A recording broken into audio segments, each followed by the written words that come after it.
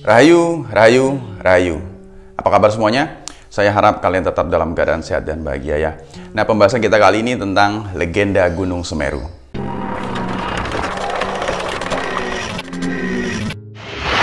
Nah, Gunung Semeru sendiri atau disebut sebagai Gunung Meru itu adalah sebuah gunung Merapi yang kerucut yang terletak di daerah Jawa Timur ya. Gunung Semeru sendiri itu merupakan salah satu gunung tertinggi di Pulau Jawa. Dengan puncaknya itu Mahameru itu di 3.676 mdpl. Gunung ini sendiri itu menurut para ilmuwan itu terbentuk dari subduksi lempengan Indo-Australia.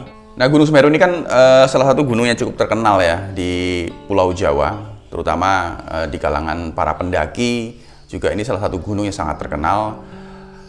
Lalu di kalangan spiritualis juga ini salah satu gunung yang cukup terkenal memiliki aura spiritual yang sangat tinggi. Dan banyak misteri-misteri di Gunung Semeru ini yang diceritakan oleh para pendaki, para spiritualis yang berkunjung ke sana. Konon katanya di Ranukumbolo sendiri ada seorang putri atau seorang wanita yang memakai baju kuning ya. Nah, beberapa misteri-misteri seperti itu kan ya umum lah ya, dikenal dalam kalangan para pendaki atau para spiritualis yang berkunjung ke sana. Akan tetapi sebenarnya ada sebuah legenda yang patut kita ketahui bersama bahwa ternyata Gunung Semeru itu juga dipercaya sebagai paku buminya atau pakunya Pulau Jawa. Ya, bahkan Gunung Semeru sendiri itu dikatakan atau dipercaya sama orang-orang di Bali sana sebagai bapaknya Gunung Agung. Ya, makanya di sana juga orang-orang Bali sangat menghormati Gunung Semeru itu sendiri. Nah, untuk legendanya sendiri, Gunung Semeru ini tidak lepas dari legenda yang berasal dari India. Karena di sana juga terdapat sebuah gunung yang disebut Gunung Meru atau Gunung Sumeru.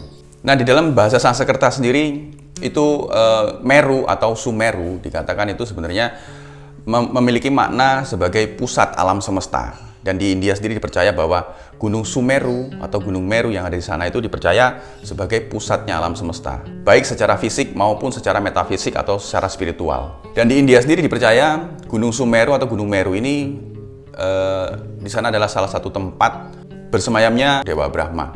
Di dalam sebuah legenda Purana sendiri dikatakan, ini saya bacakan legendanya. Gunung Meru sangat sering disebutkan dalam dongeng dan legenda Hindu.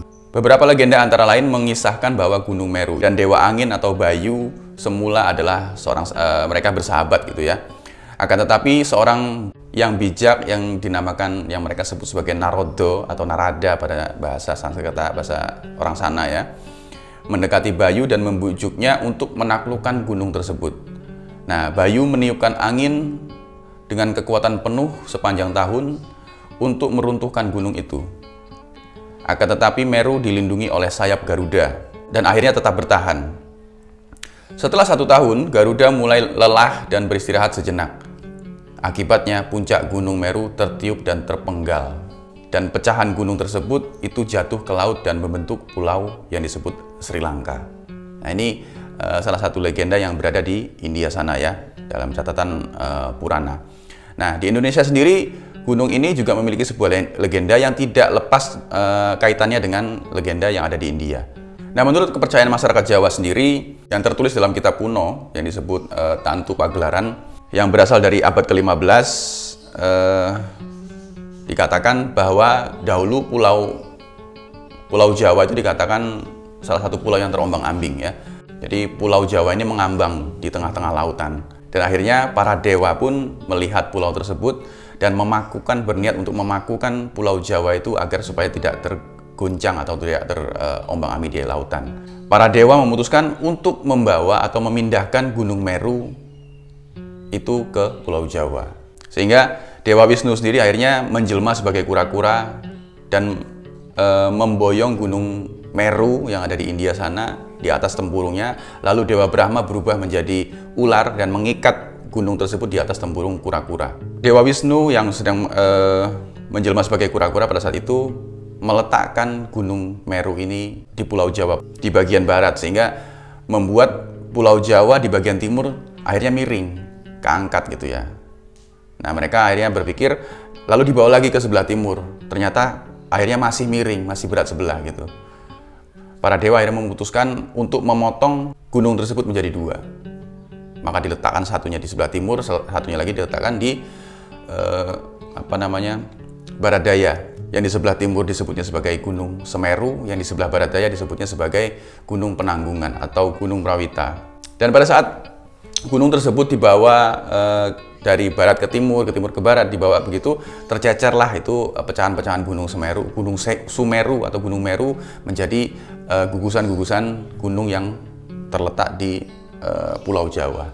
Gunung Meru sendiri itu adalah salah satu tempat juga bersemayamnya Dewa Siwa, sehingga sampai detik ini pun masyarakat Jawa dan masyarakat di Bali sana percaya bahwa di Gunung Semeru tempat bersemayamnya Dewa Siwa. Dan pada saat Dewa Siwa datang ke Pulau Jawa, ya dia dikatakan pada legenda tersebut dialah yang memberi nama Pulau Jawa, karena dia pada saat itu datang ke Pulau Jawa melihat tanaman yang disebut jawawut, ya, maka diberi nama Pulau Jawa.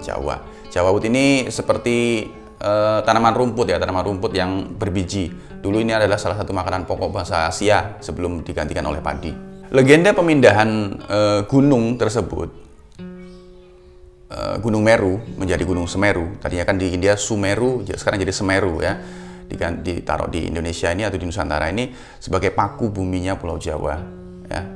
Dan sebenarnya ini pemindahan ini, legenda ini penuh dengan kiasan. Kalau kita mau kaji secara mendalam, ini adalah sebenarnya bagian dari pemindahan sebuah ajaran. Karena dikatakan dalam kitab tersebut, dulu masyarakat atau tanah Jawa itu terombang-ambing, terguncang gitu, ya. Makanya diberikanlah paku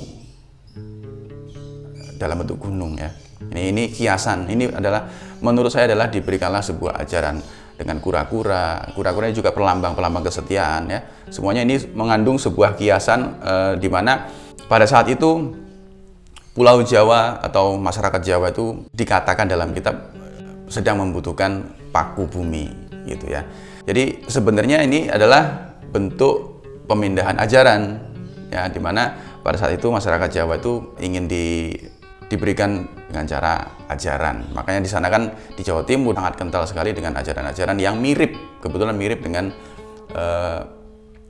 budaya di India. Meskipun itu bukan India, meskipun tetap menggunakan budaya Nusantara. Jadi dikawinkan antara budaya Nusantara dan ajaran yang dibawa dari India. Nah, ada sebuah kalimat dari salah satu kuncen yang kita kenal, yang pasti masyarakat di kisaran Gunung Semeru ataupun juga pada kalangan pendaki pasti sudah mengenal dengan sosok kuncen yang bernama Mbah Dipo, ya.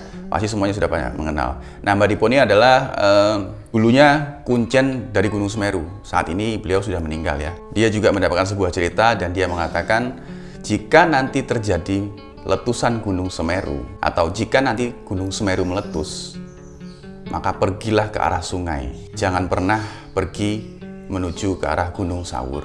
Nah, ini adalah sebuah pesan yang mengandung makna sangat tinggi juga. Jadi kita semua harus merenung dan mengkaji secara mendalam. Saya juga tidak menjelaskan ini secara gamblang karena ini sangat menyangkut sekali dengan legenda ini sangat menyangkut dengan ajaran, ya, dengan ajaran.